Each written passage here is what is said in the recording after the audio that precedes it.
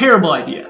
What it taught me was, you buy a bad property in a bad area, that's what you're going to get, a bad experience. It's not like you can't replace quality. There is a new American dream. One that doesn't involve working till you're 65 before you start enjoying life. If you're someone looking for ways to regain control over your time and check off that bucket list now, you're in the right place. We share tips from experts on investing, personal finance, and mindset so that you can finally have the freedom to work less and live more. This is the Freedom Investing Podcast with your host, Kris Toribio. What's going on, everyone? This is Kris Toribio with the Freedom Investing Podcast, and I'm so happy you're here to join us for another amazing episode. If this is your first time tuning in, welcome to the show. Please make sure to hit the subscribe button so you can stay up to date with our latest episodes. Moving on to today's guest, we have Sean Graham. Sean is the founder, owner, and operator of Maven Equities, a commercial real estate syndication company with a focus on self-storage opportunities. He started his real estate journey by house hacking small multifamily properties before launching Maven and going full-time with real estate investing. Sean continues to manage his own portfolio of residential rental properties while also investing in and developing self-storage facilities. Sean is a licensed CPA with a background in public accounting and private equity. Sean, welcome to the show, man. Before we dive into it, give us a quick 2-minute rundown of who you are, your background, and where you are in your journey to achieving time freedom. Kris, thanks for having me. It's great to finally connect here. Appreciate it. So my background, I have a background in public accounting. I was CPA, still am a licensed CPA, but I worked in public accounting. Also worked in private equity. So I was like a financial analyst, controller type of role in a private equity backed company.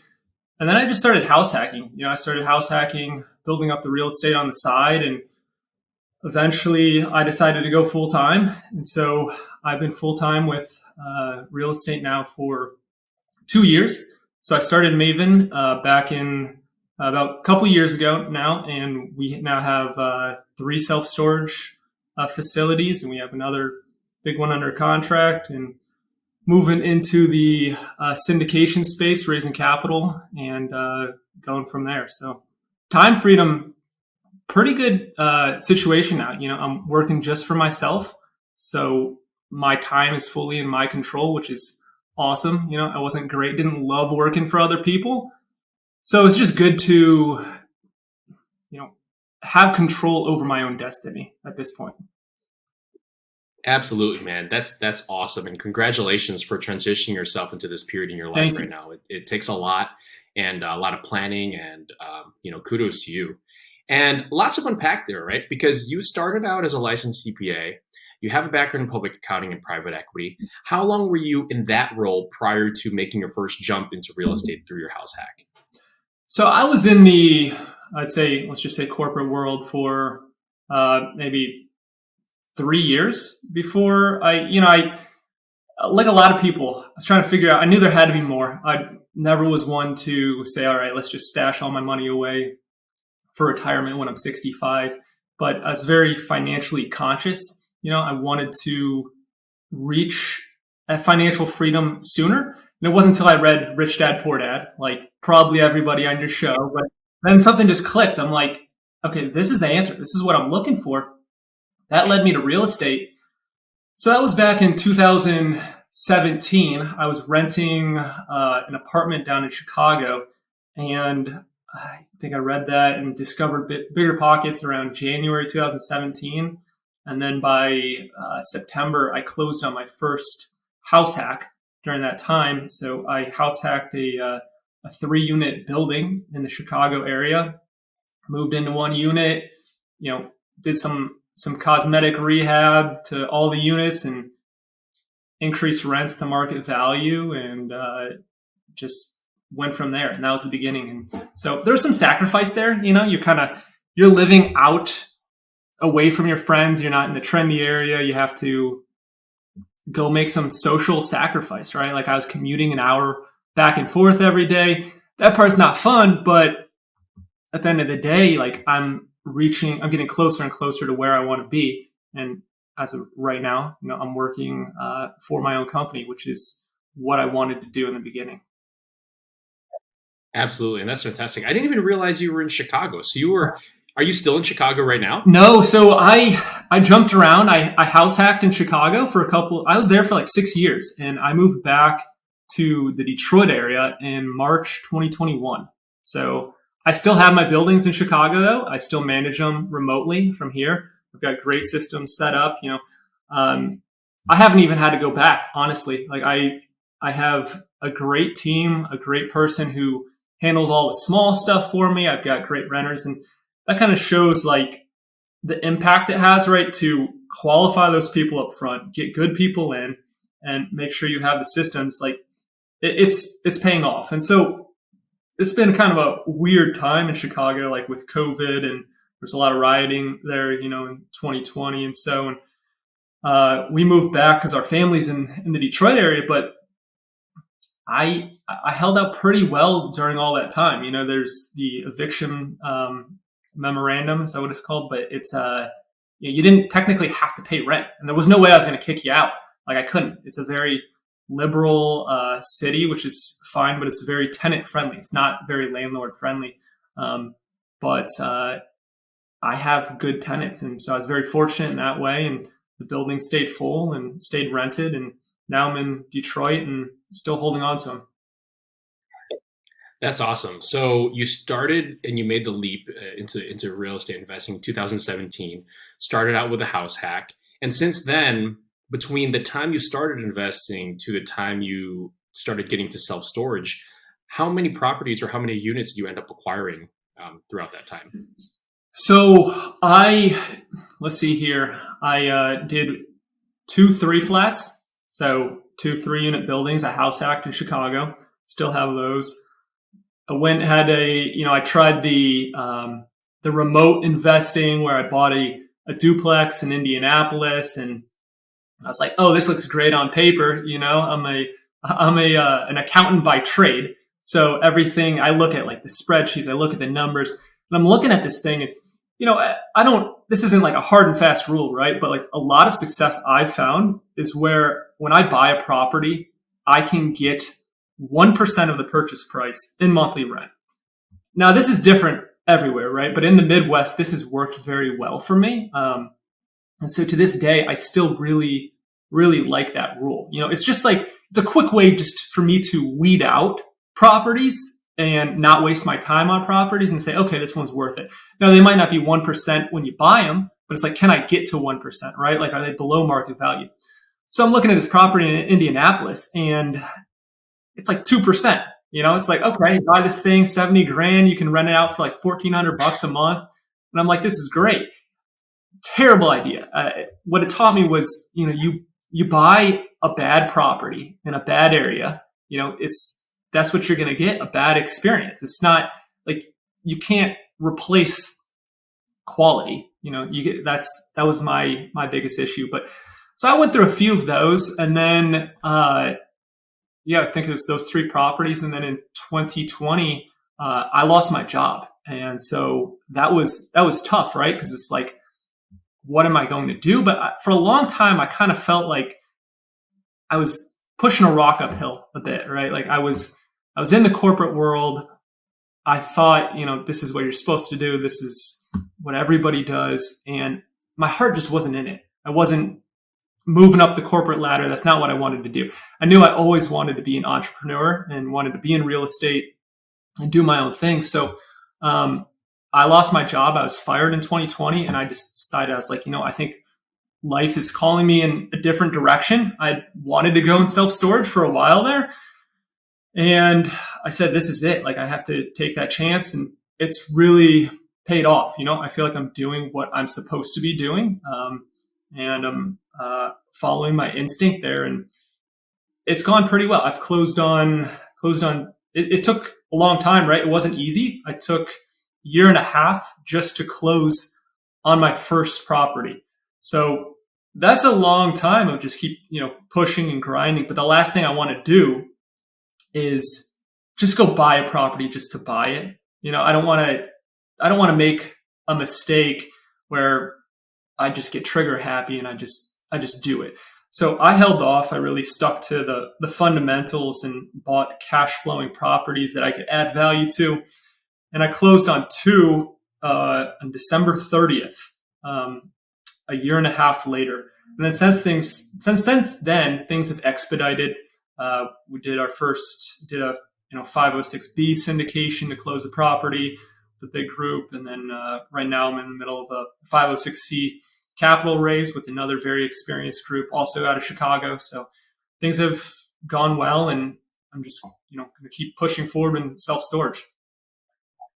That's amazing, man. And on that note about, having the discipline to say, look, I want to get into a deal, but I want to make sure that I get myself into a good deal and not a bad deal. There's that saying that always says, like, no deal is better than a bad deal. Right. Because as you have realized when it came to purchasing that property in Indianapolis, a lot of things can go wrong, and you're going to spare yourself a ton of time, ton of headaches, and a ton of capital by making sure that you stick to the fundamentals and make sure that all of that just makes sense before you close on that. Absolutely. So that's good. Absolutely. For you, man. Yep. Thank you. So here's the thing now. So you're at this point where you were let go from your firm that you were working for before, and you transitioned into a full-time entrepreneur. There is a big identity shift there, right?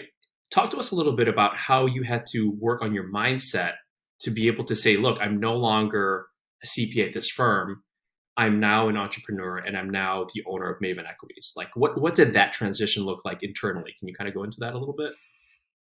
I think that part was actually easier than you might expect, right? Because I was no longer doing something where my heart wasn't in it. It was moving to something where it's like, this is what I'm supposed to be doing. I'm supposed to be an entrepreneur. I'm supposed to be chasing this dream. I'm supposed to be following that. And I've said this before to people. It's like, when you're passionate about something, it just naturally leads to knowledge, which leads to job growth. It leads to performance, right? And so I didn't have that passion for the role I was in. And that reflected, right? Like, that's obvious. I'm a person, I wear my heart on my sleeve. So as far as identity wise, in the beginning, there was definitely that imposter syndrome where it's like, who am I to ask somebody say, hey, I have a deal for you. This is a great place to put your money. It's hard, right? Because you're beginning that journey. And a lot of people who do have money and they want to invest in syndications, well, they've obviously done very well for themselves, right? They're successful in their own rights. So there was a bit of an imposter syndrome from that. But when you're passionate about something, you start to learn about it a lot, and then you get more experience and you get more confidence, and that shows. So it's a gradual shift with time, and you get more comfortable with what you're doing, and you start realizing, you start working with people. It's like, okay, you actually know a lot more than you're giving yourself credit for. Your experiences really apply. So it wasn't as if I was going into real estate from scratch. I had done the house hacking. I had built up, I think I was at 8 units before I closed on my first self-storage facility. And I had a lot of experience with property management. I was managing all that myself. My background's in finance and accounting. So I'm very comfortable in terms of like financial projections, building out financial statements, all of that. And so I have a lot of the credentials, which kind of gave me confidence to move forward and close. But again, it's just experience. I didn't go out on my first self-storage facility and do a huge capital raise by myself, right? My first self-storage facility, I closed with, I actually closed 2 in one day. My first 2. Yeah. And those 2, they were with 2 different sellers, 2 different partnerships, 2 different loans. But I was working with the same bank on both of them. So we were able to coordinate it and close them both on December 30th. And so those first 2, though, one was with a couple friends and who wanted to get into space, and the other one was with a couple family members, right? And these were smaller facilities that I was going in. I was managing myself. I had to get on I was the call center in the beginning, right? And so I was doing a lot of the the work, the responding to tenants, getting everybody moved over and on the right system. I went through all that experience, and that builds confidence, right? Because now I'm going into bigger and bigger deals. And it's like, I know what the manager should be doing and should not be doing. Like I understand the business. It makes a lot of sense to me. And that in itself gives you a lot of confidence. So I think we all have imposter syndrome, right? I think it's a very natural human thing. But as time goes on and as you learn and have more experience, you start to build confidence, and that reflects in your performance and with other people as well. Absolutely, Sean. And imposter syndrome is a real thing. We tell everyone, we came from a background in healthcare. So when we first jumped into the real estate space, we didn't have this background in finance or accounting or business or any of that sort. But what we did do is we surrounded ourselves with people who did. And so naturally, when you surround yourself with these people who are doing the things that you want to do, that will elevate the level that you have and your knowledge base, your experience, because you can tap into the minds of the people who have done it and been there before you. And so at some point or another, you take a step back and you take this inventory of how far you've come from where you began, right? And then you really realize, like, holy cow, we did come a long way. We do know a lot more than we give ourselves credit for. And also understanding, like, this is now an opportunity for us to educate other people and lift people up and help them realize the power of being able to invest in these type of opportunities, whether that be an active or passive. Right. Your background is as a nurse anesthetist, right? Yeah. Right. So I have a ton of respect for that, right? In college, that's actually going into college what I wanted to do. I was like, this is a great job. I went and I shadowed a surgery. My uncle's a surgeon. I shadowed a surgeon. And I'm talking to the nurse anesthetist. And I'm like, he's talking about his, he works 4 days a week. He works 1 weekend a month, and he's making great money, working like 35 hours a week. And I'm like, wow, this is the role. This is what I want to do. I went into college and I started taking those science classes, just the prerequisites. Those were so hard. It was like very quickly clear to me, hey, this is not what you're made to do. This is not what you're cut out for. I was playing college football at the time too, which made it even more difficult committing to those because a lot of them were evening classes and stuff. But I have a ton of respect for that. So even though it's not a background in finance or accounting, right? Like what you went through and got through with all those classes, the difficulty, and that's way, way more difficult than learning and understanding how real estate works. So kudos to you. Well, thanks, man. I really appreciate that. And also appreciate the fact you were actually able to really pronounce that correctly, because not many people can right off the bat. You're like, yeah. No, that's hilarious. And that's a pretty cool story there. And I didn't realize that your uncle was a surgeon as well. So you got to have firsthand experience of what it is that we do. It's not right. It's pretty cool. I will tell you this though, Sean, one thing that we realized after all these years of education was that despite having this well-paying job and great lifestyle flexibility, the reality hit me in the middle of school where I realized, well, this is going to be great, but what if something happens to me, right? Like what if, and this is for anybody in a high-paying position who feels very comfortable doing what it is that you're doing and thinking like, well, this is a very low-risk situation. I can just go into work and make X amount of money, and why would I need to explore other opportunities? And if you're happy doing that, more power to you. But what I challenge you to think is if something were to happen to you and you can no longer do what it is that you're doing, then what?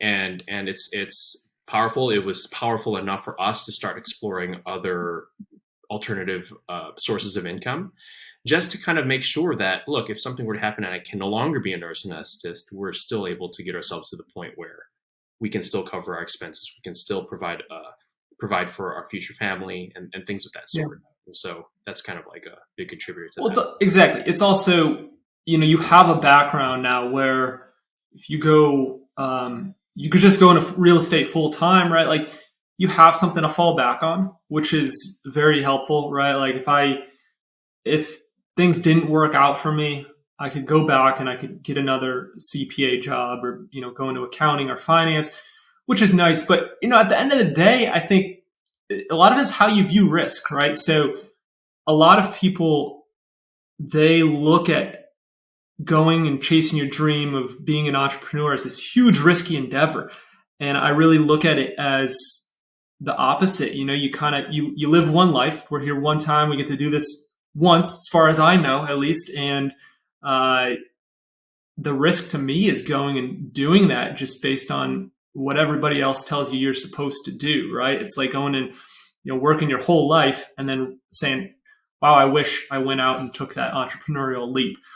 That to me is the risk. I don't want to have that feeling. I don't want to do that. So I think you should really follow your intuition and go after, what you want to go after. I love that. And I think a lot of people need to realize that there is a risk of taking action, but there is equally a risk of taking inaction. Right. And you have to kind of justify the opportunity cost there and whether or not it makes sense to you. Because as you were saying, if you're in this position where you don't feel like it's something that you were meant to do, or you don't believe that it's something that you're able to reach your fullest potential, the last thing you want to encounter in your life is at the end of it, you're questioning what if, right? Like, what if I actually did that? What if I did, do all these things? And as a healthcare provider, seeing people in their last stages of their life, you hear of these kind of stories, and you just want to make sure that, you position yourself that you don't have any regrets. Because as you were saying, we only have one shot at this, and you should be doing what it is. For sure. So real quick here before we go into our Freedom 5, it sounds like you are very systems oriented. That's kind of what I've been getting from this conversation as well. The conference you had to move back to Michigan revolved a lot around developing systems. You have these systems to manage your rental properties back home, as well as the systems to run and operate these self-storage facilities. How do you go about kind of positioning yourself to plan for these type of systems? Like, how are you viewing these type of businesses so that way you can create these type of systems for yourself? Yeah, I think it all comes down to leverage, right? And this is what your podcast is about, is how do you reach that time freedom, that financial freedom? And really, I believe it all comes down to leverage, right? So you can Brandon Turner talks about this, but you can kind of build a business in many different ways. But one is more of a top-down approach where you go in and you hire all the right people in the right roles below you. Another one is more of a bottom-up approach where you're doing these jobs, and then you teach other people to do them and you outsource them. You slowly move up to build your team. And so at Maven, I'm taking the bottom-up approach. So a lot of the things I've done myself, and I believe laying the right foundation is crucial to scale and to growth, right? Everything I do, I think about, okay, how do I outsource this? How do I get somebody else to do it, right? How do I get another member of my team to do it? So everything is leverage and systems, and can you automate it? Can you delegate it? Can you eliminate it? That's the mindset. So I can go into specifics there if you want, but overall, that's my strategy. I love that. Yeah, and we're kind of taking a very similar approach to that. There's a book called Who Not How that we read, and it's kind of a very similar type of shift, right? Instead of trying to figure out how do I do all of these things in my business, sometimes it's a matter of trying to figure out who, or sometimes it's what, as you were saying, like who or what can we put in that place to get that job achieved, so that way we can focus on doing other things that are of greater return based off of right time. For sure. I think you also have to be generous, right? When I'm talking about my rental properties in Chicago, I have a great team because I'm not nitpicking every detail. I'm not questioning all of their costs. We established a level of trust together in the beginning, and kind of understood each other. He knows what I'm looking for a lot, like my guy. I know about what he charges, and whatever he charges, I pay it. I don't, unless it's like an absurd thing, like I'm going to pay whatever he charges. And I don't say, hey, like, well, how much is it? I don't try to negotiate down 10%, 20%, because at the end of the day, I have cash flowing properties. They appreciate with time, and my time is more valuable than saving that $100, right? Because then I don't, if he doesn't like working for me or working with me, I should say, right? Then I have to go find somebody else, or even worse, I'd have to go down there and do it myself, right? And then it's not a scalable business. So I think that's very important. I I believe in just paying people what they're worth, and being generous, tipping them, and making sure that they have a good experience and they want to come back to you. So that goes with everybody in your team, I think, and people even outside of your team. I believe that's very, very important. That's amazing. All right, Sean. So we are coming towards the end of today's show, but before we finish, it is time for the Freedom Five. These are 5 questions that we ask every guest on our show, starting with the most important question. What is your why? What is the underlying motivation behind everything it is that you do? Yeah, so I think like most people, most entrepreneurs, it's time, right? I think I mentioned it before, but we get to do this one time, and so I want to reach my full potential. I think we're infinite beings, right? As Jason Dries likes to say, and we can really live a life of creation rather than reaction. And so it's living life in its fullest potential and maximizing the time that we have here. So that's very important for me. It's very important that I'm able to give that to my family as well too. And don't have any kids yet, but we have our first one on the way, due here soon, and I want to show him that as well. I want to show him that you can live a life of creation, however you want it to be. That's awesome, and congratulations on your upcoming child there. Second question we have here: what book has had the largest influence on your life? Yeah, so I'd say The Alchemist. It's by I don't want to butcher his name here, but Paulo Coelho, I believe is how you pronounce it. It's a great book. It's really about chasing. It's about chasing your dreams, right? But it's talks about how everyone has a personal legend, and in order to fulfill that personal legend, you have to follow your intuition. You have to make yourself uncomfortable, and if you do and you do the right things, the universe will conspire to support you and get you into alignment with whatever your personal legend is. So I read that a long time ago, and I really took it to heart. It was like, that's how I felt. And it kind of gave me the confidence to say, okay, like I'm going to go, even though everybody else isn't doing this, even though people view it as a risk, I feel like this is the right thing. This is what I should do. And yeah, it's scary, but I'm going to go do it. So that book had a very big impact on me. That's great. The Alchemist is definitely on our reading list as well, and it makes me want to read it even more. I'm looking forward to it. And also, don't you love it when you pick up a book and you realize, or you feel like it's just speaking exactly to what you've been feeling this entire time? It's just one of those like refreshing things where it's like, this is what I've been trying to say, and this person managed to put into words. For sure. Yeah, it's just a good feeling. A lot of times you pick out books for a reason, right? It's kind of you need them, and you find yourself reading the right books at the right times for wherever you are in your business or personal life. So, absolutely. All right, third question we have here. What is the most impactful thing, whether it's a piece of technology, a habit, or a person, that has helped when it comes to freeing up your time? Yeah, so I would say more than technology or another person, it's being aware and valuing your time. I believe all time is not valued the same, meaning you could be doing a task that's $10 an hour. You could be doing a task that's worth $100,000, right? Because that task is going to close a deal for you that's is going to make you $100,000. So being aware of what you are doing, how you're spending your time.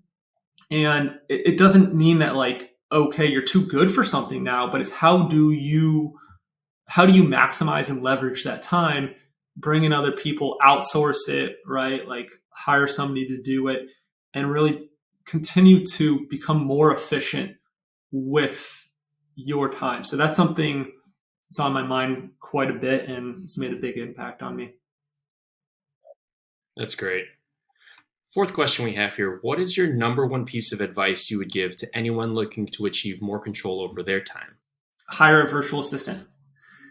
So this is something I struggled with for a while, right? It's like I knew I needed to hire a virtual assistant. And it's like, well, what are you going to hire him for? What are you going to have that person do? You have to figure it out.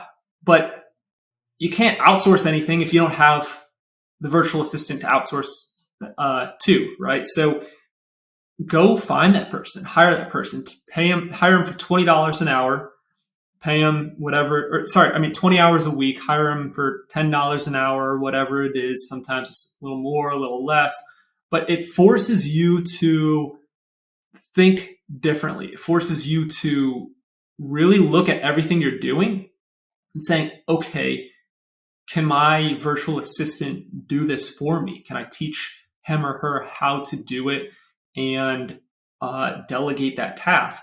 And that leads to a lot more financial freedom. So that's what I did. That's how I started out. And, I went from just this past year, right? I've gone from having no virtual assistants to having 3 on my team, working approximately 30 hours a week each. And it's really helped me maximize my time and focus on forward moving pieces of my business and progressing forward, whether it's deals or working with lenders, syndications, getting here, right? Getting on here, talking to you, getting on podcasts, things like that. Just take the leap. And in the beginning, yeah, you'll probably waste some money, right? If you're paying somebody for 20 hours a week, you might not have 20 hours a week worth of stuff in the beginning, but in the back of your head that you're paying for this. Well, you need to figure out how to utilize it, and you will. It forces you to, and it's worth it. That's great. Yeah, we have a virtual assistant on our team as well, and I can't tell you how many hours of time that has freed up just because they've been able to take over things, one, that we don't want to do, 2, that we actually don't have the expertise in that they do, and 3, even if we have to train them and go through that process of like them making mistakes, us correcting it, and things of that sort, in the long term, what that means is that much more flexibility over time and being able to be more efficient with the 24 hours that everyone has. For sure. Totally agree. All right, Sean, the 5th and final question here is, what is the best way for our listeners to get in contact with you?